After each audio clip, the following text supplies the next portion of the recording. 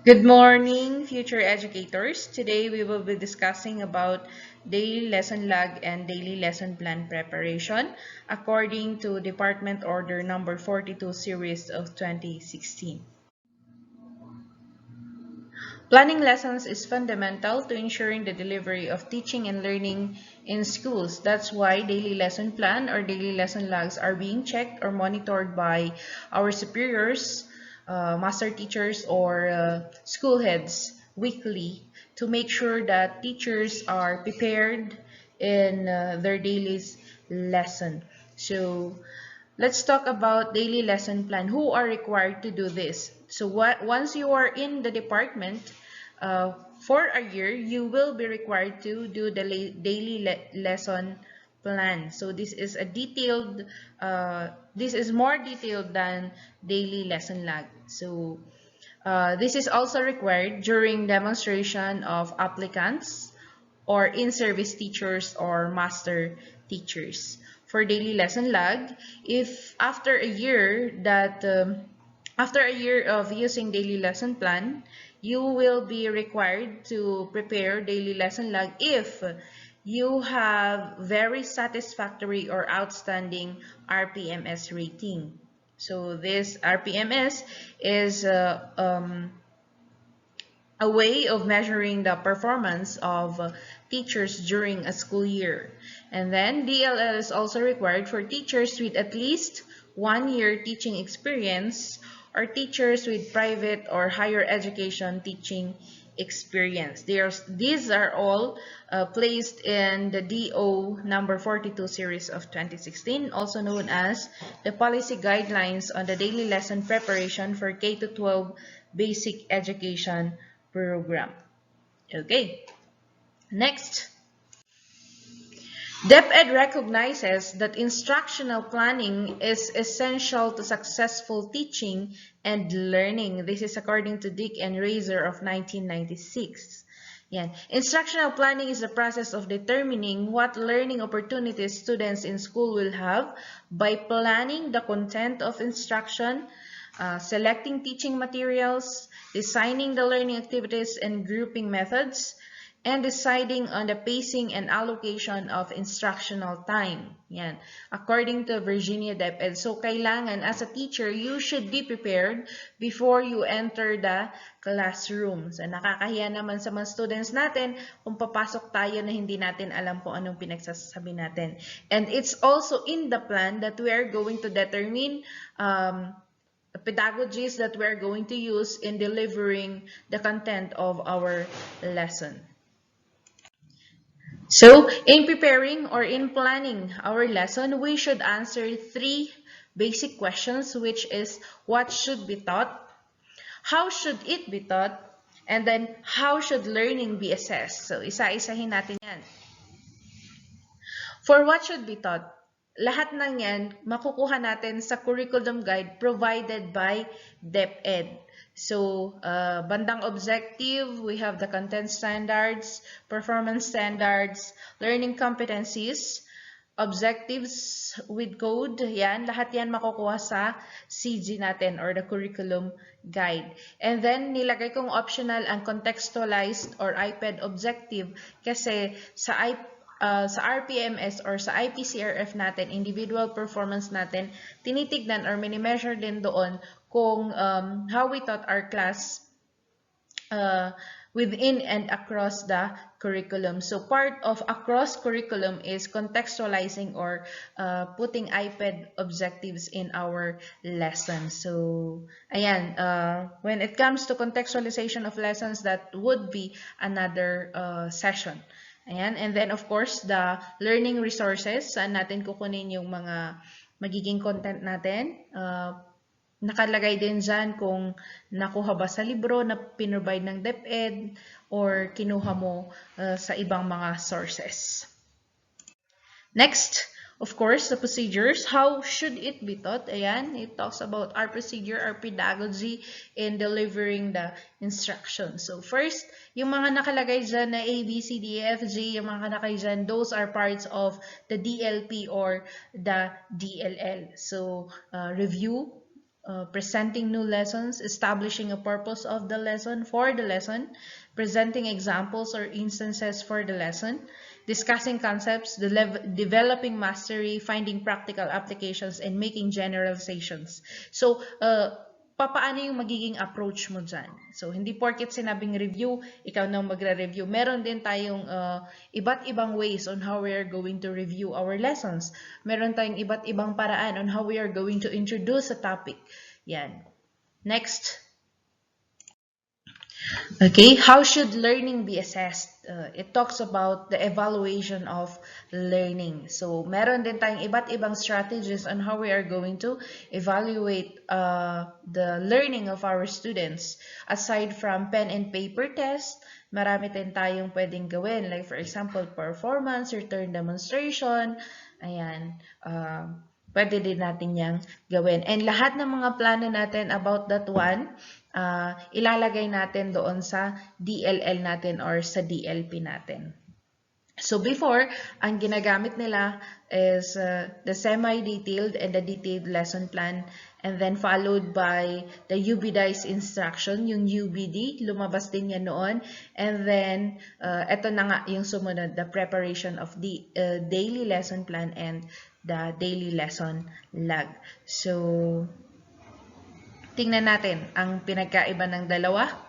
I will be presenting examples. Ito yung mga nagamit ko na when I was new, nung bago pa lang ako dito sa DepEd. So, tingnan natin ang pinagkaiba ng DLL at saka ng DLP. So, here is an example of a daily lesson plan. So, ito yung format niya. Originally, yung format niya is from Monday, Tuesday, Wednesday, and Thursday. However, since daily, ginamit lang natin to once during one of the demonstration teachings, isa lang ang nalagay natin na date dito. Ayan. First, you have to fill in all the information needed here. The school, your name, grade level, the learning area, the date, and of course, the quarter. Next, decide on the content of the lesson. So, i-base natin yan sa curriculum guide na binigay ng DepEd. Ano ba ang itsura ni curriculum guide? Ganito siya. Here is a curriculum guide for junior high school and senior high school food and beverage service. Ayan, so we decide on the content of the lesson. Kopyahin natin since nasa number 24 tayo. Ayan, the content standards, performance standards, learning competencies, and of course, the code. Kopyahin nyo lang yung mga nandun, ilagay nyo dito sa A, B, at saka kay C. Okay. There are instances na lahat ng learning competencies ay pwede mong itackle sa iisang lesson. Pwede mo yung ilagay dito. Hindi necessary na isa-isahin mo yung mga nakalagay doon na learning competencies. Ito kasi na sakto na nahati-hati sa iba't ibang lessons tong learning outcome number 1 natin, which is knowing the product and menu. Ayan. So yung magiging content natin is the classical menu sequence. Ito yung sinasabi ko kanina na we need to, or it's optional, to put contextualized or iPad objectives in our lessons kasi hindi naman lahat ng lessons natin ay kinakailangang ilagyan ng iPad objective or kailangan mai-add ka na talaga na traditional or any traditional na pwede mong i-add doon sa lesson mo. Okay, when it comes to contextualization and putting in iPad objectives in lessons, it would be for another session. Kasi meron tayong iba't ibang ways on how we are going to contextualize the lessons. May mga categories din yan. Depende sa kung paano mo ginamit or paano mo kinontextualize ang lesson mo. Next, you also decide or put in here the learning resources that you used in your lesson. So, learners materials pages.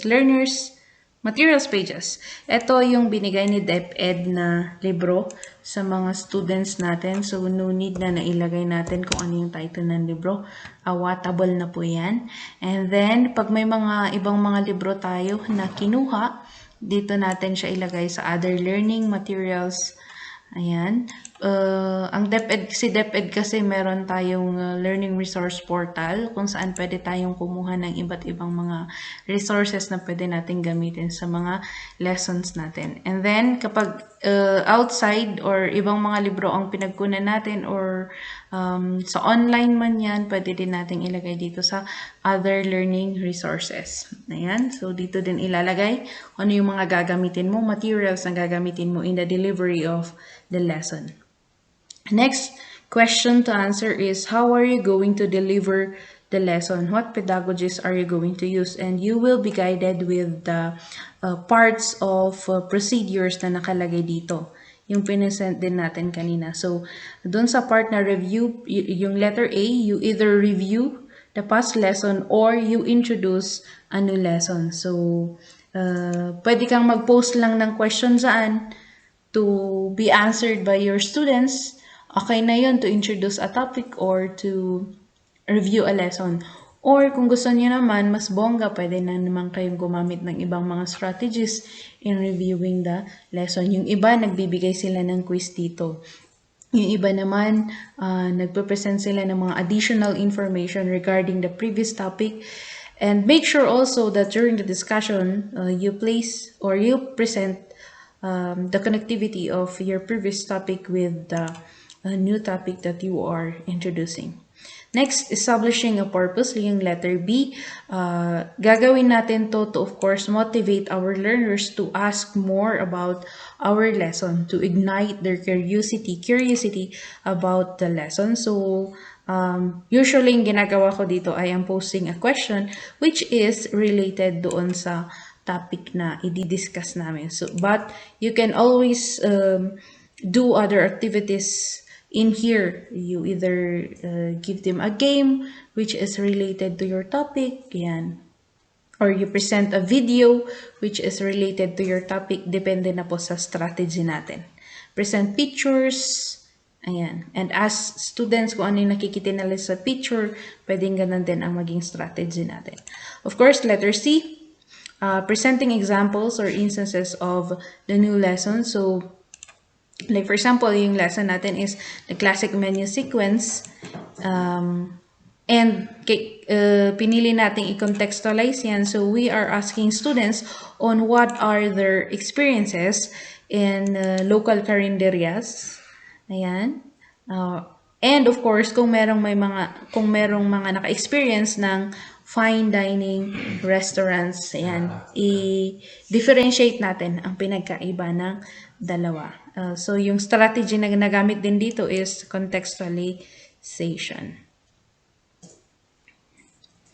Next, you now go on, after presenting examples or instances of your new lesson, you now go on discussing the concepts of the lesson, which leads to the first formative assessment. So, i-discuss muna natin yung lesson and then mag-formative assessment tayo. Tignan natin kung naintindihan nila yung na-discuss natin na lesson. So, kailangan from time to time, you have to check kung nakakasunod ba yung mga students, naiintindihan ba nila yung topic before you move to another topic or another sequence. So, yung ginawa natin na strategy dito is, again, another form of contextualization. You ask the students based from their own experience. Yan, so tinanong natin yung mga students kung ano yung mga pinipare nila during their national assessment for cookery. And then from the dishes, ipapaklasify natin sa kanila kung alin or saan kabilang yung mga na-prepare nila na dishes dito sa classic menu sequence. And then from those ones, from their experience, pag na-classify na nila yon, sasabihin na nila from their dishes, description of the dishes, they will now generate on the meaning or the description of each classic menu sequence. Like for example, kung nilagay nila doon yung hors d'oeuvres, yan. define nila kung ano yung starters based from doon sa dish na ginawa nila. Pwedeng yun yung gawin natin. We do away from the traditional approach wherein we give the students the meaning of all the things that we are discussing, and then we ask students to provide examples. Pwedeng baliktarin kasi natin yan. Isang approach din yan on how we are going to engage students. Kasi nga, yung main na work natin as 21st century teachers will be facilitators of learning. Hindi na sa atin nanggagaling, hindi na tayo ang fountain ng learning, kumbaga. Next, letter E, discussion of new concepts, practicing new skills. Ayan, dito, this part is the deepening of the lesson. Ayan, through activities. Ayan, so, after mong ma-identify dito sa letter D na okay na yung mga students na naintindihan naman, pag naintindihan, we now move on to assessing again or giving students ways on how they are going to apply the concept na na-discuss natin dito sa number 1. Again, hindi lahat ng topic natin sa TLE or kahit anumang subject yan ay kailangan na i-fill in natin itong letter E. Kasi minsan naman yung topic natin, pag natapos na yung letter D, okay na, hindi na natin kailangan mag-deepen or mag-introduce ng other application of the knowledge. Ayan. So, ang sinulat natin dito, group activities per district, again, part of contextualization, and inserting iPad objective kasi yung gagawin nila dito would be enumeration or identification of the local or authentic Cordilleran dishes. Okay, and then from their examples na sinabi, they are going to classify it kung saang menu kabilang, ang sequence kabilang yung mga in-identify nila na mga dishes. Again, that is application of concepts na nakuha nila dito sa letter D. Next, developing mastery, which leads to third formative assessment. So, kapag nakita natin dito, na-assess natin dito sa letter E na okay na, pwede na yung mga bata, we now move on to the developing of mastery, yung third formative assessment natin, to see if the students are ready for the evaluation of learning. Tignan natin kung talaga bang naintindihan talaga nila. This, sometimes, ginagawa natin dito is the combination of concept 1 and concept 2. And then a mastery of lessons. So we are introducing again another activity for the students. Tandaan na din natin na more on activities po ang ibibigay natin dito sa D and E. Ayan, so sa mastery of students, pwedeng group work ulit, pwedeng pen and paper test or quizzes, mga ganyan yung ibigay natin. Pero tandaan natin, formative to ha. Yan, so pwedeng other more engaging activities ang ibigay natin sa mga bata. Next, finding practical applications of concepts and skills in daily living. Sabi nga natin, students. Next, letter G would be finding application or practical application of concepts and skills in daily living. Sabi nga natin, mas natututo yung mga bata kapag nako-connect natin yung lesson nila sa daily life nila or sa mga magiging future experience nila. Ayan, so pati yung DLL or daily lesson log natin, meron din to letter G. Ayan, so the department made sure that we are doing this, kaya nilagay nila doon sa as part of our DLLs. Ayan, so meron din tayong iba't ibang strategies on how we are going to do this. But I opt to post question and discuss things with the students. Pero pwede naman kayong magbigay ng ibang activities. Like for example, telling stories, dula-dulaan, mga ganyan. You let students speak in here. Sila mismo ang mag-identify kung paano ba nila magagamit yung mga concept na naturo mo sa buhay nila. Okay, like for example, guide question, why do we need to know the different dishes under each sequence? Mga ganyan. Kasi kung na-identify ng mga bata yung gamit ng mga concept na pinag-usapan natin, mas na-value nila or na-appreciate nila yung lesson mo. Ayan. So, you may post question about that or give other activities. Next, lesson abstraction or retention of learning. Ang mangyayari naman dito sa letter H, abstraction about the lesson. Again, you post question. Do not just put in here that the students will generalize the lesson. Okay? Pag sa daily lesson plan po natin gagawin yun, kailangan i-post natin, ilagay natin kung ano yung magiging tanong natin. Ayan, hindi pwedeng sasabihin mo lang na, ang generalization kasi ngayon, it's not given eh. Hindi yung tatanungin mo ang bata kung na-summarize yung buong napag-usapan ninyo. So, you have to post questions which will lead to the generalization or abstraction of the lesson para mas maging interactive siya. Yan. Next will be the evaluating of learning. So, dito natin i-check yung learning ng mga bata from concept number 1 until dito sa letter G, the practical application. Ayan. So, yung napili kong gawin ng mga bata would be an essay writing in a half sheet of paper. Yan. Pen and paper test siya to see if naintindihan ng mga bata yung mga concept na na-discuss. Make sure also that if you are giving evaluation, naka-base lahat ng evaluation natin dito sa objective natin. Dapat yung mini-measure mo would be your objective. Lahat ng mga objective na yan, dapat yun yung mini-measure mo dun sa evaluation of learning. Make sure na yun yung ina-evaluate mo, baka iba naman. 'Di ba? Dito minsan nagkakamali yung ibang mga kasamahan kasi eto yung concept natin pagdating nila sa evaluation of learning, iba yung ine-evaluate. Hindi siya related or hindi siya ganun ka-related doon sa topic. So kapag gagawa kayo ng evaluation, make sure na related siya doon sa topic na na-discuss natin. Okay? Next, enrichment activities naman itong letter J. Optional din kung magbibigay tayo ng additional activities for remediation.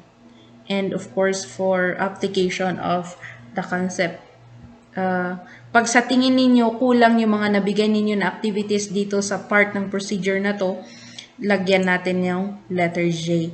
Pero pag sa tingin naman ninyo, okay naman, siguro naman sa mga activities na yun, ma-measure mo na talaga o maiintindihan talaga nila yung concept and na-measure mo na yung understanding nila doon, huwag ka nang maglagay dito sa letter J. Then, okay, ano naman ang difference nito sa detailed lesson plan? Ang detailed lesson plan kasi, it will be comprising of 2 columns, teacher's activity and student activity.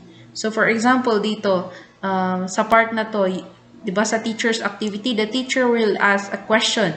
Who among you have eaten in carinderias or fine dining restaurants? And then, magpupredict kayo kung ano yung isasagot ng mga students. Yun yung ilalagay ninyo dito sa student activities. The students will raise their hands and answer the question. Tapos ilagay ninyo yung ibang mga possible na sagot ng mga students dito sa bandang student activities. Okay? Dito naman kapag sa detailed lesson plan, ilalagay din natin isa-isa kung ano ba yung ibig sabihin ng mga yan. How are you going to discuss? Yan, ilalagay din natin saan. Teachers activities and student activities, lahat gagawin natin. For example, sa detailed activities, bago ka mag-review ng lesson, or pagpapasok ka sa klase, di ba, yung ilalagay mo dyan is greet the students. Good morning class, yung ilagay mo sa teacher's activity. Pagpunta dito sa student activity sa column 2 would be good morning ma'am. Yan. Kung ano yung sasabihin ng mga bata, ipipredict mo na kung ano yung sasabihin ng mga bata, mga possible na mga sagot nila doon sa mga magiging tanong mo. At ang detailed lesson plans, kaya ang sinabing detailed would be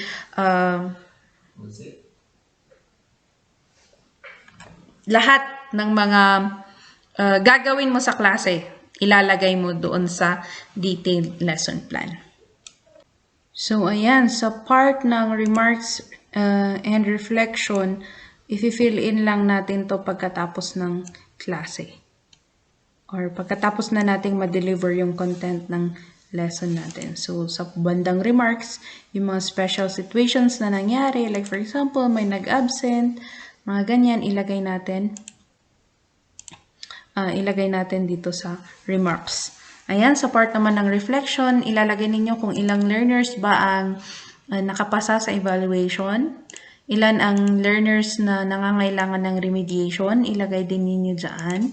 Ilan ang learners na pumasa nung nag-remediate kayo, nagbigay kayo ng remediation activities. Ayan, so dito ilagay ninyo kung ano yung mga teaching strategies na ginamit ninyo dito sa lesson which you think is very effective doon sa pag-deliver ninyo ng lesson. So, ladies and gentlemen, ito ang daily lesson plan. Ano naman ang pinagkaiba niya sa daily lesson log? Okay, so ito naman ay example ng daily lesson log.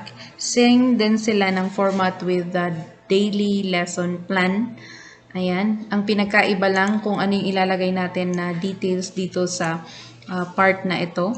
Sabi ko nga kanina, DLL is more concise than DLP. Kasi nga, ito ay ginagamit ng mga teachers na meron ng experience sa teaching. Ayan, or yeah. Okay, so same content. First, fill in the information needed here. Hindi ko lang nalagyan ng teaching date kasi this DLL was used for a certain learning material. So first, I'll fill in the content standards, performance standards, and learning competency, which again will be seen in the curriculum guide for food and beverage services.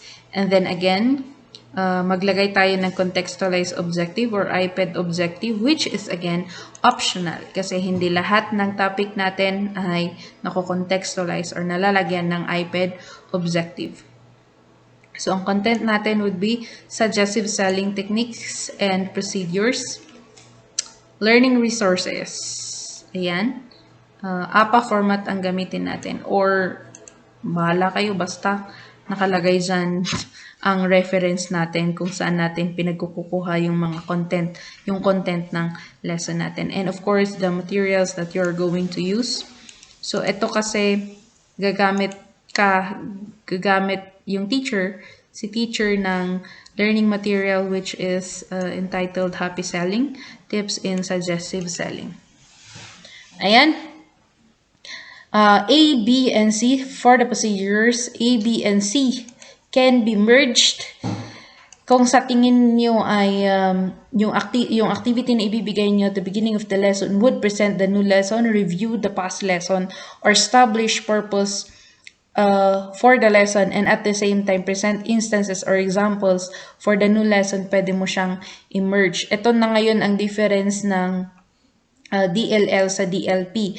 Kasi sa DLL, shortcut lang, di ba? Ask questions about the new lesson and present the objectives of the lesson to establish purpose. Yun lang, ilalagay natin dito sa DLL. Pero sa DLP, kinakailangan na maglagay tayo ng mga guide questions para alam natin kung ano yung mga itatanong natin. Kasi syempre, alalahanin nyo yung mga gumagawa ng mga DLP, yung mga baguhang teachers. Ayan. Next, after nating mag-present, we move on with the discussion of concepts. So, mapapansin din ninyo, very concise din siya. Kung sa DLP, naglagay tayo ng details kung ano yung kung paano yung magiging takbo ng mga activities ng mga bata. Dito, ilalagay mo lang, ibibigay mo yung learning material. Give the learning material. And then, ilalagay mo lang kung ano yung content ng learning material doon. Yun lang. Yun lang. Ganun kasimple ang DLL.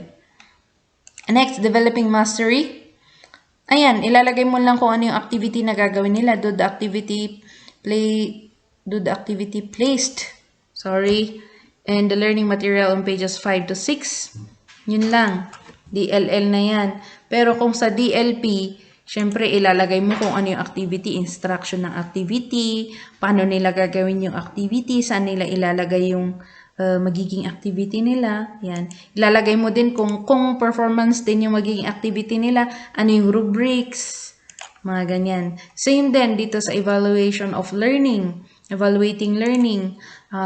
Pag sa DLP to, ilalagay natin yung mga instruction at saka yung mga, kung essay man yan or tawag nito, pen and paper test na matching type or whatsoever, ilalagay din natin dito kung ano yung magiging content ng quiz or ng tool na gagamitin natin to evaluate the learner. Pero sa DLL, simple lang. To add the activity on pages 7 to 9. Or, kung wala yung learning material, pwedeng ilagay mo dito na the lesson or learning will be measured through a quiz. Yun lang, period.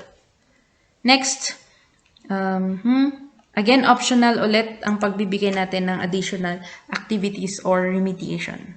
That's the plan. Of course, after the lesson, meron din yung ibang mga parts na parang doon sa DLP natin na reflection, remarks. Of course, ilalagay din. You need to fill in those ones. Ayan. That is your daily lesson log. So that's it, future educators, the preparation of your daily lesson plan and daily lesson log. Thank you, and I am looking forward to meeting you in the Department of Education.